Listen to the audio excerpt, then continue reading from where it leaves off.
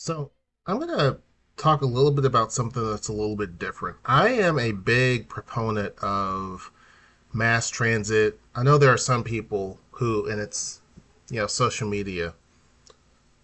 It was all good until the older people got on, right? But, everybody has their opinions, and I always talk about that.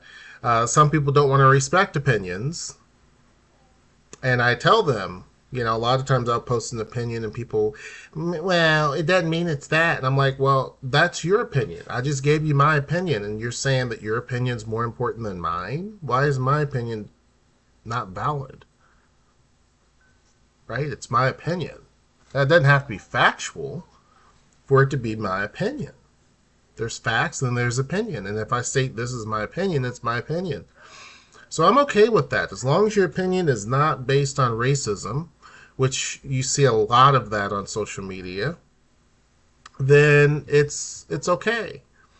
But this particular opinion focuses on California's high-speed rail project. Now, for those who think it's stupid or it shouldn't happen and that they love their polluting trucks and cars, this isn't for you.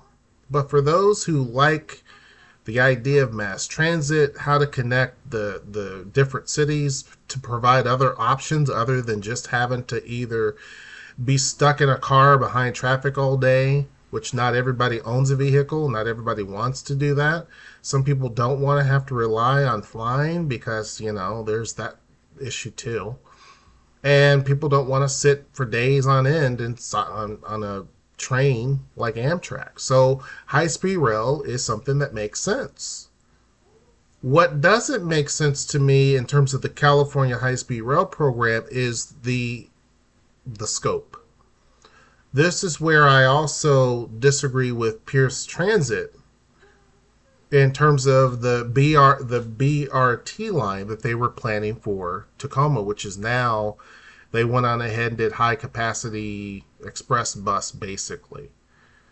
And I think that was a good move to pivot, but I think they're going to try to do BRT at some later point. They're going to try to piecemeal it together. But even with that, I feel like the scope is way too large. I believe in having some grand dreams. In fact, I created my own nonprofit. It has three different disciplines it focuses on, which is culture, art, and science. Some would say that's crazy that you're wanting to do three big, huge initiatives under one nonprofit. But I go back to say that multidisciplinary organizations are designed to basically meet the need for many different things.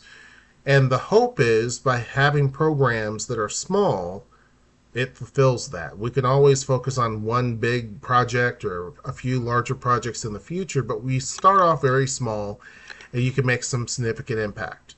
When we're looking at the high speed rail program in California, similar to Pierce Transit, they're using a large area to cover. And one of the problems is that it's California. Everything is insanely overpriced, expensive, more so than it needs to be. California, where there's a tremendous, tremendous amount of regulation. The topography is challenging. You also have to deal with natural situations like earthquakes.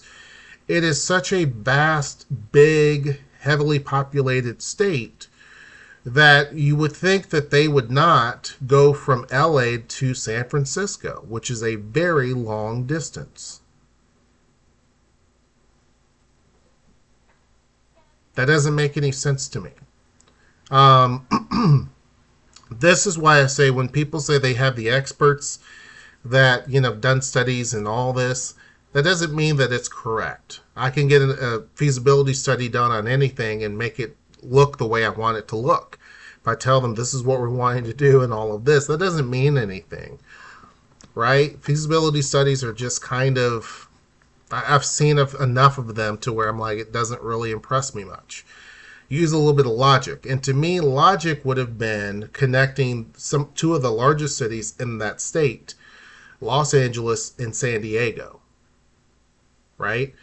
To me, that would make a lot of sense to connect LA to San Diego, because you also have cities along the way, right? I think there's Oceanside there. I can't remember because it's been a while, right?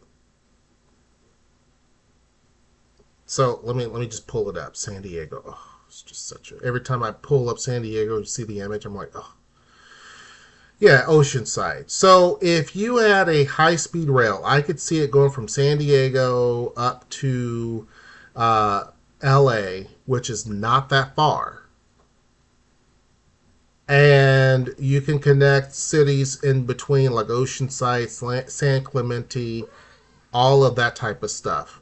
Connect Long Beach and then go into LA and then make it go up to wherever it was going to go originally, right? The reason why I say that is because from Los Angeles to San Diego is, let me see, to drive. How many miles is it? It's 127 miles. It's 2 hours and 11 minutes. It's 127 miles. And to me, that is a much smarter, more cost effective route because you're connecting two very large cities. LA has a couple of million, 3 million, I believe. San Diego has over a million and something.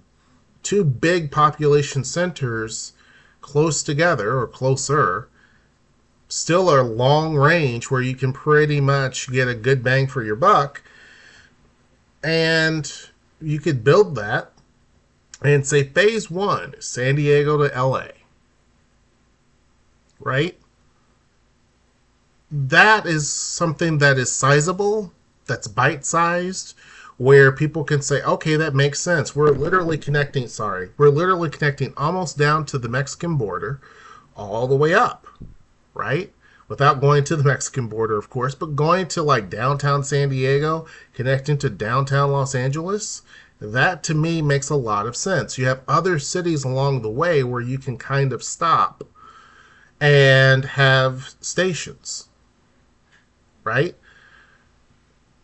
Then I would say the next phase would be to connect Los Angeles to maybe San Francisco. But to go from here all the way up to San Francisco is a colossal space. And they're saying that it's a $130 billion failure or something like that, because it's not where it needs to be at this point in time and blah, blah, blah, blah, blah, blah, blah. And of course, people will blame, well, there was a pandemic going on and that affected things, and there's supply chain issues and that affected things, and then there's many excuses. But I think the biggest thing is that there was too much done, too big of a piece. And for some reason, San Francisco is one of those cities that is overblown. You see what I'm saying? Like it is one of those. It's kind of reminds me of Seattle in a lot of ways. Like it's really takes more shine than Los Angeles in many instances, and I don't quite understand that. Seattle is the same way. It is that city that people only really think about, and it gets everything. I don't understand why the connection from LA to San Francisco being the first jaunt, and that is, how many miles is that? Okay, Google, how many miles is San Francisco to Los Angeles by driving? If you drive, Los Angeles is 382 miles away from San Francisco.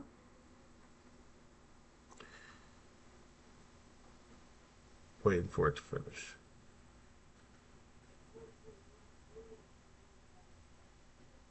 Okay, I have to wait for Google to stop because otherwise it'll keep going. So we're talking a massive difference. And to me, that doesn't make a lot of sense. Like, I don't understand why go through that. Similarly, here in this area, they're talking about doing the Cascadia Rail, which goes from Vancouver, Canada, all the way down to Portland. Right? I don't understand that. Now, I get it. I think, sure, absolutely, it should connect from Vancouver all the way down to Portland. But to do it all in one thing, I think is overly complicated. in America. You understand what I'm saying? Like, this isn't Japan where common sense rules and you don't have mountains of paperwork and all the red tape. Here, when we're talking about the Cascadia Rail, you're dealing with two different countries. You're dealing with tribal land, so technically three, four, or five different countries, technically, that you're probably going to have to deal with. You're having to deal with regulations in Canada, the city of Vancouver, and, all those places. Seattle, Tacoma, Portland, Oregon. So you have different states involved. To me, it's a very complicated, large idea, right? To me, it's a very large idea. Now, here's what I do think would make a lot of sense is to either A, connect Tacoma to Portland. People aren't going to do that because these are the two bastard cities of the area. If we're talking about these four cities, Vancouver, Canada, Seattle, Tacoma, and Portland. Tacoma and Portland are the bastard cities, so it's not gonna start there. Vancouver is the place that Seattle wishes they could be. I'm not trying to talk trash, but you can't put the two in the same category. You can't. Vancouver will spank Seattle any day of the week, but it is the city that Seattle kind of looks to. It used to look to San Francisco, now it kind of still looks to Vancouver, and you probably will have more traction there. Why? You have two different countries. You have Canada that can finance their small portion that gets it from Vancouver to the border, and then from there it would connect all the way to Seattle. Again, we're not talking a huge distance here. So let's take a look. Okay, Google, how many miles driving is Vancouver, Canada to Seattle, Washington? If you drive, Seattle is 143 miles away from Vancouver. Okay.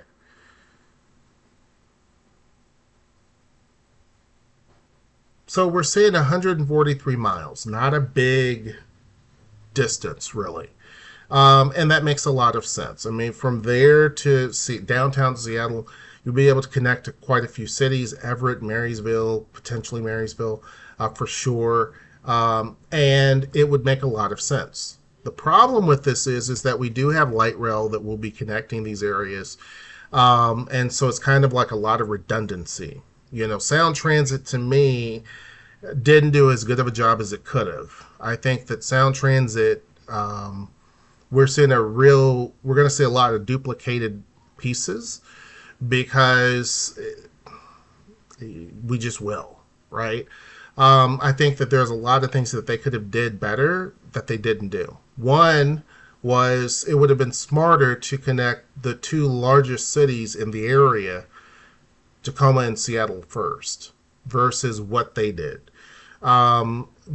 Yes, connect Seattle downtown to the airport, no brainer. Duh. Right? And then everything in between. That made sense. It didn't make sense in the poor areas, in the areas of people of color. It's all at street grade. Right? That lack of investment because they didn't feel that the people or the area deserved underground tunneling or above ground like they've done in most other places is now costing everybody. And this is why I say, and I'm not saying that they did it based on racism or anything like that. I just think it wasn't a priority and they didn't care. They just wanted to get to the airport and how do we do it the cheapest way? And this is an area that's not that important. But the problem with that thinking is now when there's an accident that will happen in an area that's rapidly growing and will continue to grow, it bottlenecks anything up from there. So anytime people in Seattle want to go to the airport by rail, if there's an accident, they can't. Anytime people are wanting to go into Seattle and there's a problem, they can't. So that dumb mentality really has screwed that entire segment up. Then they decided to connect Bellevue to Seattle first, as well as everything else, and basically all the rich, mostly white areas.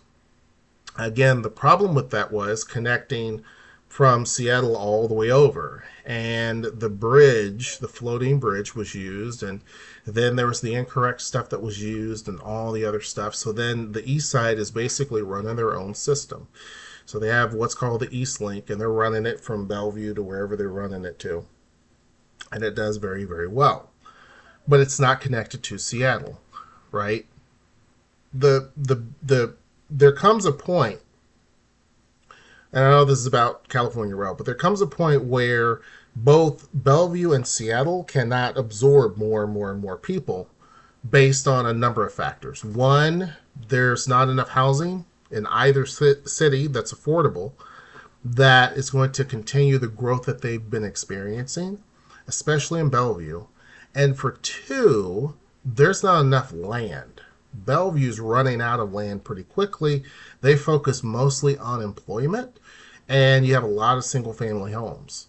So there's these potential problems. Tacoma, on the other hand, has a lot of areas where it can be developed, a lot of opportunity, and we don't have viable transportation to get our workers up because we don't have the jobs down here like they do. We're gaining more and more and more, but they're not as high paying. So that connection is something that we really need, but it didn't happen. They're working on it, right? They're down in Federal Way. They're working on it. It's going to take some time. But to me, that would have made a lot more sense. It will be elevated through from Seattle down to here, or actually from the airport down to Tacoma. It will all be elevated in different areas at grade at certain areas. And it's at graded areas that doesn't matter, right? These are not road crossings. That makes a lot of sense because it's running along the interstate. It's at grade at certain areas, but there's no road crossings. Unlike in the Rainier Valley area where there's road crossings. I mean, it's whatevs.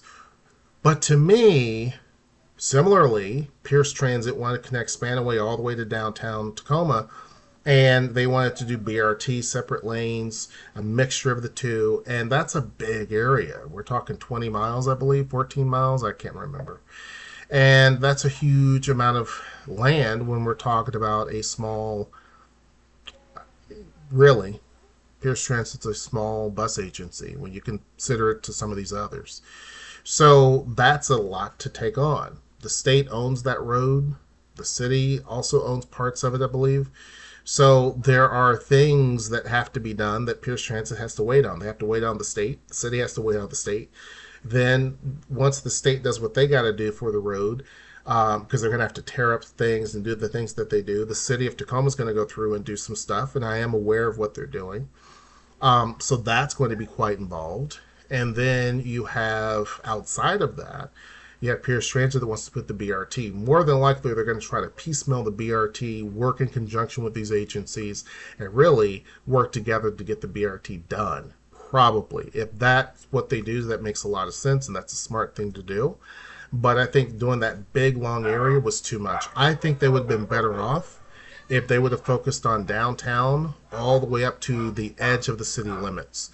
That smaller area would have been a lot better to focus on as opposed to all the way out to the suburbs. But anyhow, tell me what your thoughts are about the California Rail project. Do you think that that first segment was such a big bite?